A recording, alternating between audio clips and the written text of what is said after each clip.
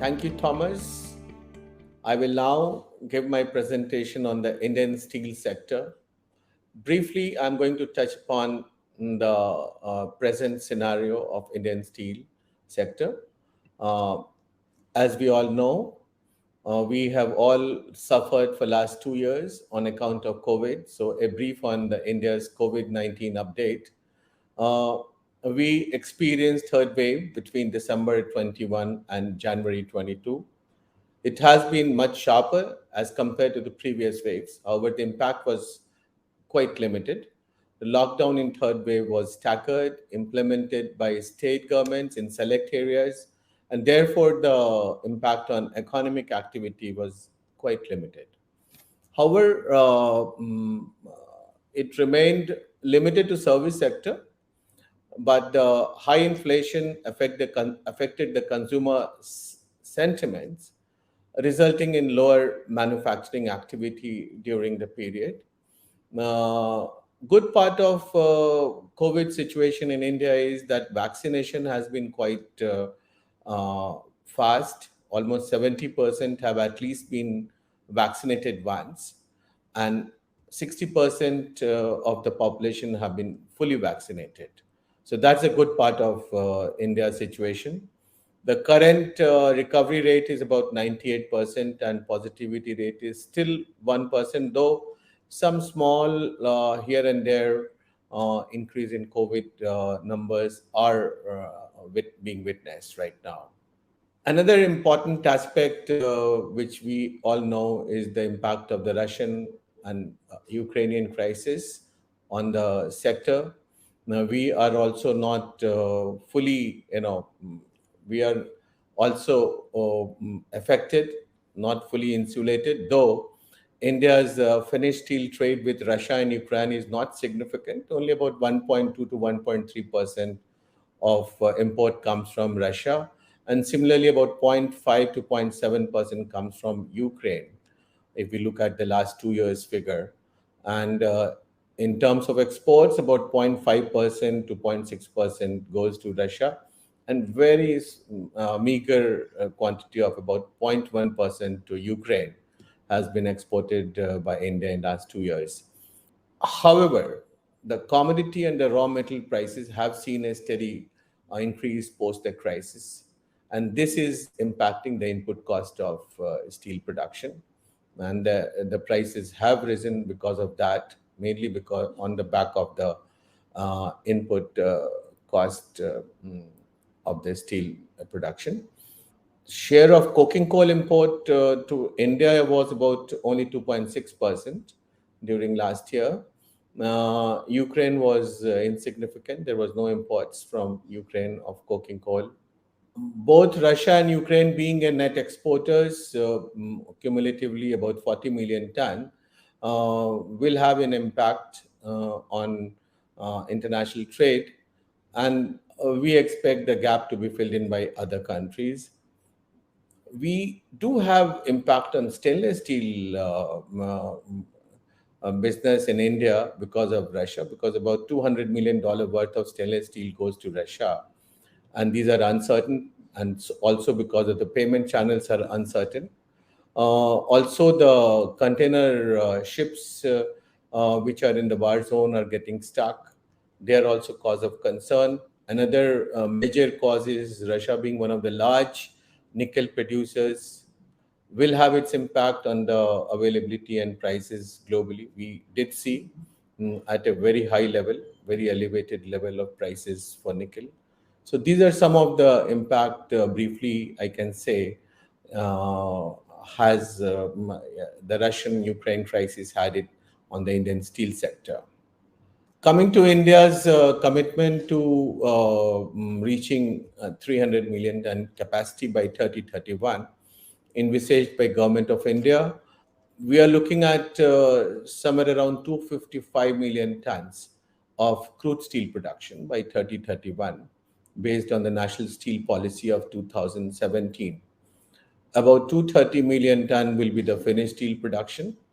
The expected consumption also is likely to be in the similar range, though I personally feel that pandemic has pushed the demand and the consumption growth by at least a year or two.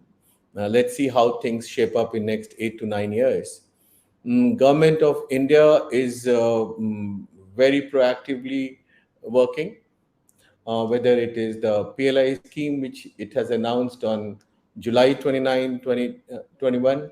Vehicle scrappage policy by Government of India has been announced in August 21 to boost the scrap availability by replacement of old vehicle with the new vehicles. Amendment to MMDR Act are some of the steps towards proactive action by government. Government is also trying to increase the domestic availability of iron ore, coking coal, renewable energy, green hydrogen uh, through various policy intervention.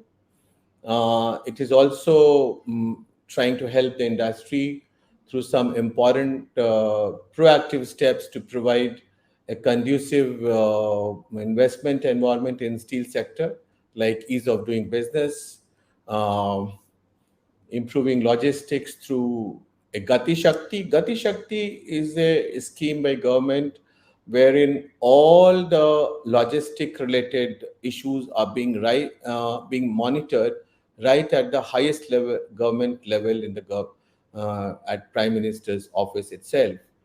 That kind of priority has been given. So Gati Shakti is a major initiative on the logistics side, whether it is a government or the private sector. Each of the project will be helped, will be provided help by government in terms of its implementation. So it's a very new kind of step and a major step in improving the logistics in the country, which is very, very important for the growth in the sectors like steel. Then easing out credit financing to improve liquidity in the market is also being looked at by government. So these are some of the steps being taken. Uh, we are looking at next 8 to 9 years. That will be important for us to watch how the 300 million ton capacity is built up. But all the producers in the country and are already having number of projects lined up. State governments are signing agreements with any new with all those who want to invest in steel sector. So I think we are all moving towards 300 million ton capacity. And India, similarly, on the other side, we are also looking at how demand is, increases to 230 million, towards 230 million ton. And for that, how steel-based structures are promoted, all those issues are under discussions at various in various departments of government. Uh, Moving on to what are the major segments which consume steel. Uh, Broadly, we can say there are six major segments. Construction being the most important with almost 61%. Capital goods segment is about 10% of the total account. Automotive about 9%. Railways 7%. Consumer durable about 6%, and intermediate goods segment consumption is about 7%. In case of construction and infrastructure segment, we have it is going to be driven by a very high capex. Already, number of investments on the highways and number of projects have been already announced by government. Water infrastructure, government housing scheme, housing for poor. Number of schemes have been announced by government, which are the main drivers for the growth in this sector. Urban residential projects completion are on track, and some new projects may be picked up by second half of 2022, that is post monsoon, because that's the time when new projects begin. Though there are some issues like We have a problem with small builders who are operating, very high cost due to the inflation. uh, this is a matter of concern, but we can't help it. That's the global scenario. Similarly, commercial real estate is yet to pick up in India. So these are some of our concerns. Capital goods, again, because of the infrastructure projects that will support the capital goods industry, and we are quite optimistic on that. Similarly, because of the raw material prices increasing globally, uh, we are looking at renewed mining activity investment in that, and that is also going to require a lot of capital goods. Like, already there is a pressure on Coal India to increase the coal production, and so on. Even iron ore, because of the requirement of higher iron ore and better quality iron ore, the investments in mining sector are going to be intense, not only in steel sector but also in the other sector likewise. Mm, but some of the barriers, like, with the change in the geopolitical situation, electrical equipments, we may have a difficulty. That kind of goods may get delayed because we do not know what kind of electrical equipments may be required. So that is something which there's a question mark on that. Uh, Coming to automotive sector, already, as you can see, we have almost recovered during calendar year 21 from whatever we had lost, and it is on the growth path. It will retain its momentum, supported by the improvement in semiconductor supply, which we are now finding it is easing a bit. India is also heavily into now its own domestic availability of chips. Let's see how it goes forward. There is a very focused PLI scheme in that direction. Commercial vehicle will pick up because higher spending in the infrastructure and revival in the mining sector. They are going to be there, though there could be some impact on in terms of fuel price hike, which has taken place, and because of which many of the smaller yeah, people who afford two wheelers may get impacted by that. So two-wheeler segment may be impacted. Railways have been left behind in terms of growth. I mean, last year they had negative growth, and that is mainly because passenger segment was virtually non-starter. Very few passenger trains were running because of the COVID situation, because of the safety of people. We know the railways have a very high cost on the fixed cost.